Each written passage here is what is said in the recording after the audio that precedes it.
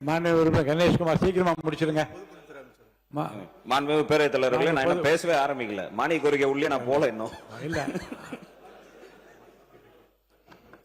மாண்புமிகு பேரவைத் தலைவர்களே, ஆதாரம் கேட்கிறாங்க.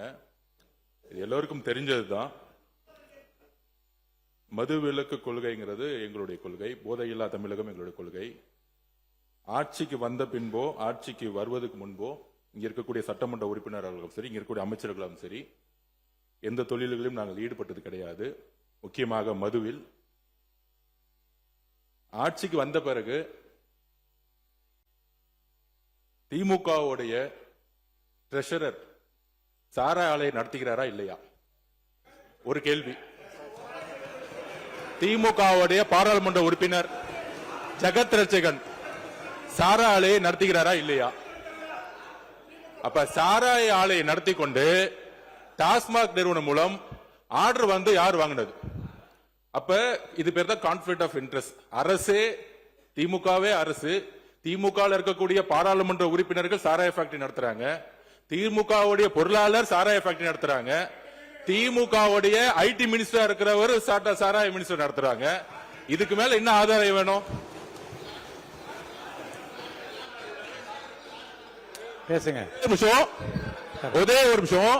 மாண்புமிகு உறுப்பினர் லாட்டரிங்கிறாங்க. திரு உதயநிதி அவர்கள் சொல்லணும், ஏன் 900 கோடி ரூபாய் லாட்டரி நிறுவனம் வாங்கினாங்க திமுக? பதில் சொல்லட்டும். பதில் சொல்லுங்க. தைரியம் இருந்தா லாட்டரி நிறுவனம் 900 கோடி ரூபாய் திரு மு.க. ஸ்டாலின் அவர்கள் ஏன் வாங்கினார்கள்? தைரியம் இருந்தா சொல்லுங்க. அப்ப சொல்லுங்க. நான் எந்த தொழிலையும் இல்ல, எந்த நிறுவனம் நடத்தல.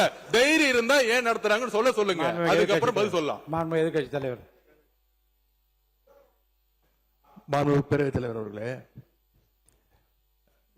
நம்முடைய அமைச்சர் அவர்கள் திமுக ஏன் லாட்டரி நடத்துகின்ற நிறுவனம் என்று ஃபண்ட் வாங்கினாங்க அப்படின்னு கேட்கிறாரு.